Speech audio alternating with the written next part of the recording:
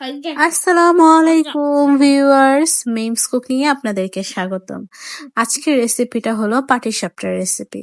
সেটা এক নম্বর অডিয়েন্সের রিকোয়েস্টেড রেসিপি। আমি এখানে ফার্স্টে ময়দাগুলো আর অল্প একটু লবণ দিয়ে মাখিয়ে নিলাম এবং এখানে একটা ডিম দিব। আমি এখানে পিঠাটা বানাচ্ছি ময়দা দিয়ে, যেহেতু এখানে আমি চালের গুঁড়া ব্যবহার করিনি, ময়দা দিয়ে বানাবো আমি। আর এখানে এই ডিমটা ভালো মতো দিয়ে আমি এখানে আস্তে আস্তে করে পানি দিয়ে ব্যাটারটা ঘুলে নিব। এই ব্যাটারটা ঘোলার সময় হাতটাই ব্যবহার করতে হবে অবশ্য, কারণ এখানে মানে দলা পাকে যেন না জমে থাকে এরকম একটা ব্যাটার ঘুলতে হবে এবং খুবই মিশ্রণ ভাবে এটা ঘুলতে হবে। দেখেন ভালো মতো এটা যেন গুলে যায়। তারপর এখানে আমি স্বাদ অনুযায়ী, যেহেতু আমি এখানে 5 কাপ ময়দা নিয়েছি, তো ওই অনুযায়ী আমি এখানে প্রায় হাফ কেজি একটু কম আমি চিনি নিয়েছি। কারণ এই পিঠার মধ্যে মিষ্টি না হলে কিন্তু ভালো লাগে না। আর পাটিসাপটার ভিতরে অনেকে এই অনেক ক্ষীর তারপর মাওয়া ব্যবহার করে থাকে, কিন্তু আমি এই পাটিসাপটাটা বানিয়েছি শুধু মলাই দিয়ে, দুধের মলাই।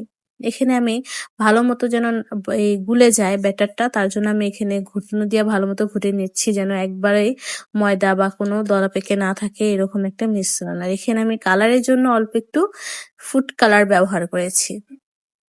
দেখেন অল্প অল্প করে দিয়ে ভালো করে ব্যাটারটা বেট করতে হবে। আর এটা ব্যাটারটা পিঠা বানানোর প্রায় হাফ আওয়ার আগেই বানিয়ে রেখে দিতে হবে। আর এই যে সেই মলাইটা, আমি একটু মলাই খেয়েও ফেলেছি, এটা যেন মাইন্ড করবেন না।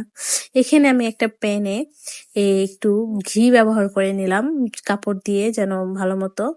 আর এখানে আমি দিয়ে দিব ব্যাটারটা। ব্যাটারটা দিয়ে দিচ্ছি। ব্যাটারটা দিয়ে দেওয়ার পর আমি এটা ভালো মতো গোল করে নিচ্ছি, দেখতেই পাচ্ছেন। আর এখানে আমি দিয়ে দিব সেই মলাইটা, এবং মলাইটা মনে হচ্ছে অল্প, কিন্তু না, মলাইটা ভালোই আছে এখানে। এটা যখন আমি যে গরম তাওয়াতে দিচ্ছি এটা কিন্তু মেল্ট হয়ে যাবে এবং দেখতে অসাধারণ লাগবে।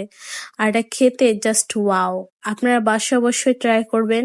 এবং আমার একটা অডিয়েন্সের জন্য আমি এটা রিকোয়েস্টেড ছিল, এবং যারা যারা রিকোয়েস্টেড রেসিপি দেখতে চান অবশ্যই কমেন্টসে জানাবেন। এবং আমার যারা নতুন ভিউয়ার্স যারা দেখছেন ভিডিও, অবশ্যই সাবস্ক্রাইব এবং লাইক করে দিবেন। আসসালামু আলাইকুম।